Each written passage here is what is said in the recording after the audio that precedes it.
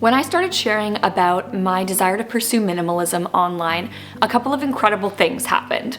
Hearing so many people resonate with what I was sharing about feeling overwhelmed and overstimulated in my own home was so encouraging and inspiring to me. It felt really validating, like, yes, I am on the right track with this, and it was really motivating for me to keep going. Over the last year, particularly over the last 6 months, I haven't shared as much about minimalism on my channel, and that is for one simple reason. I feel like I have failed at minimalism.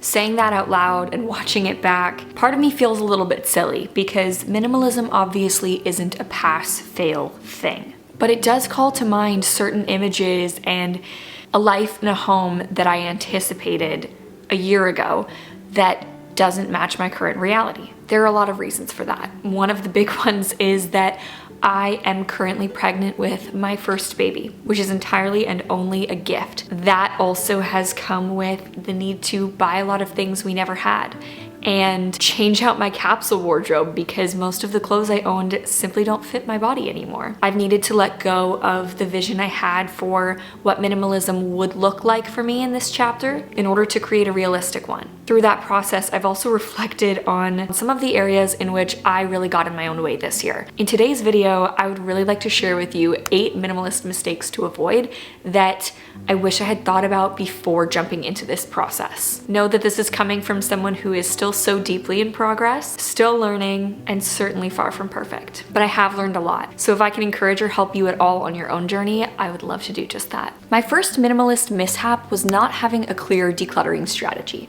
The irony of this is that I think at the time I really felt like I did. In my initial big declutter of our home, I worked through the area one space at a time, asking myself the question, does this add more value to my life than it takes away? That question has become a motto of my life over this past year. I frequently find myself asking and reassessing certain areas of my life through that lens, and while I do feel like it's extremely helpful, don't think it's enough for total clarity when decluttering your home or your life. I really feel like I would have benefited from having more specific guidelines for myself about what I kept and why, as well as maybe taking the whole process a little bit slower. I'm gonna be doing a pretty mass declutter of our home in January because we have a baby on the way and we could use it. So if you do want to see an updated version of kind of how I'm decluttering now and the strategies that I have implemented, which are far from perfect, but I'm finding really beneficial, definitely make sure to click the subscribe button because I will be filming the whole process and I will share my thoughts and strategies here. The second mistake I made in my minimalism journey was confusing the lifestyle with the aesthetic. Initially, I think I had a good perspective on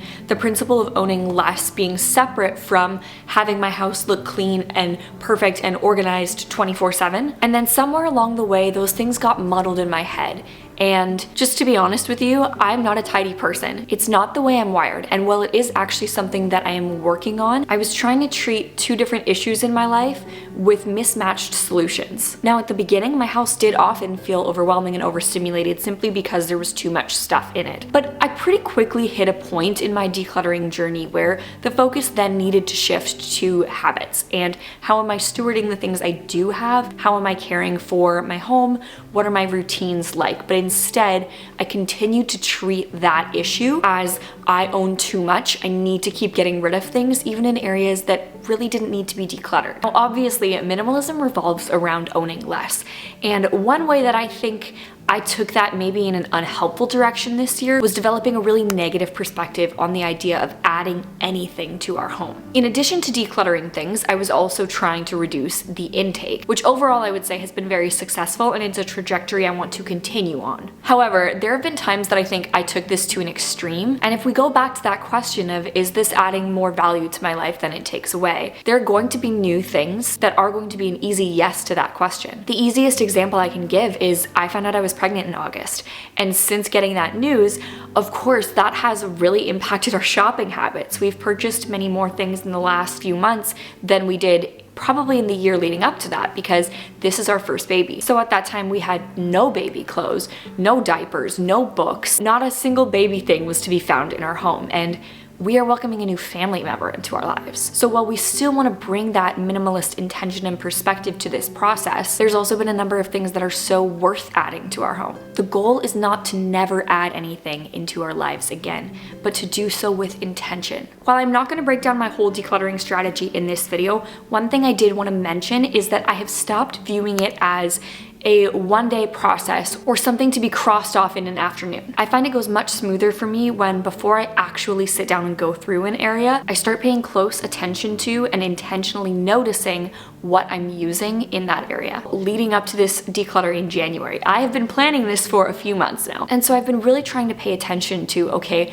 what are we actually using in our kitchen? What drawers don't get opened? What things do we never find ourselves reaching for? And vice versa, what do we use all the time? Occasionally, if something really stands out to me, I'll make a note of it on my phone to take it out at the next declutter, but usually this just makes the process of sitting down and reflecting so much easier, because it's really hard to remember everything I've used for the last 3 months if I wasn't actually thinking about it. One mistake I made that I actually shared in a video was getting rid of all of my just-in-case items. And now, hear me out on this. The initial step was great. My goal was to get rid of all of the things I had been kind of keeping and hanging on to out of fear of what if one day I need this, I'm gonna keep it just in case. And we did have an excess of those items for sure. But I took a bit of a heavy-handed approach to this, and I wish I hadn't. I've found over the last year that there are some things worth keeping just in case. I think this looks different in different seasons of life. And while it's certainly not worth holding on to everything that could one day come in handy, I wish I had given myself a little bit more flexibility and space for this.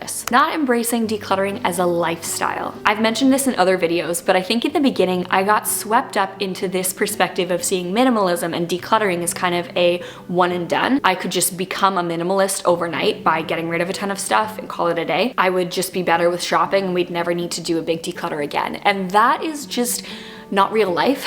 I've had to learn to make peace with continually decluttering our home, and sometimes that's bigger things like scheduling a planned large declutter. Other times it's just noticing, hey, we haven't used this in a while, I think I'm gonna go put it in the donate pile. Oh my gosh, okay, this is one habit I'm currently trying to figure out how to break because it's so bad and I don't know what to do, but not getting rid of things right away. I'm just calling myself out with this one. I feel like if you watch my videos, you probably have seen this same donate pile slowly getting bigger over the last couple of months, and I haven't just put it in the car and taken it to drop off. I don't know why I procrastinate this probably more than anything else in my life. It's not hard, but I just see that pile sitting there and I think to myself, oh, it's probably gonna keep getting bigger. So if I take it now, I'm gonna need to go again next week, which again is really not that big of a deal, but for some reason I just put it off, put it off, put it off. So if you have a good system for getting donations actually out of your house and dropped off to a thrift store or a friend, please let me know, because I think I'm gonna make that my New Year's resolution. Last but not least, to be honest with you, I feel like this could sum up the entire video. I made minimalism black and white. I thought that it would look the same for me as it did the creators I was watching online or different people I know who have adopted this mindset and lifestyle. And the reality is, when you are basing your home and your possessions off of what brings you value in your life right now, that is inevitably going to be deeply, deeply individual and personal. The things that brought us the most value a year ago are going to be very different from what brings us the most value in 6 months when we have a newborn baby. And while I know that that probably sounds like an incredibly obvious statement, my black and white tendencies had a field day with this. I feel like this all or nothing outlook that kind of slowly crept into my minimalism journey is really at the heart of a lot of these mistakes. The good news is that I'm now consciously aware of it. It's something I've known I have a tendency towards for a long time, but I've seen it specifically in my minimalism journey, and I am actively combating that in my everyday life. If you also find yourself tending towards absolutes, all or nothing, black and white, please let me warn you to be careful as you go into minimalism or really making any change in your life. This is about you making changes to live a richer, fuller, more intentional life. There is no perfect standard here. I've been telling myself for the last few months that I'm failing at minimalism. But this morning I stopped and I actually asked myself the question,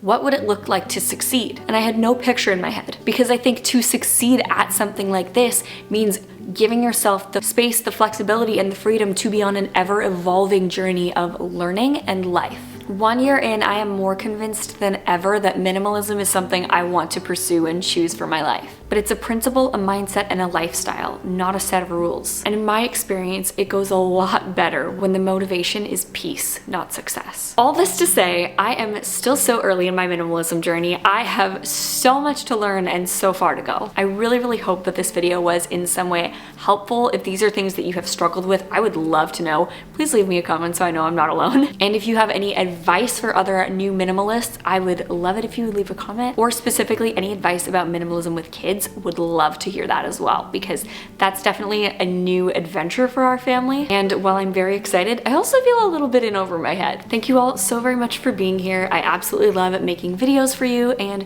sharing my journey to a slower, simpler life, as well as my journey with that into motherhood. I'm so thankful for each and every one of you, and I hope you have a good day, because today is a good day to have a good day. That's it. Bye.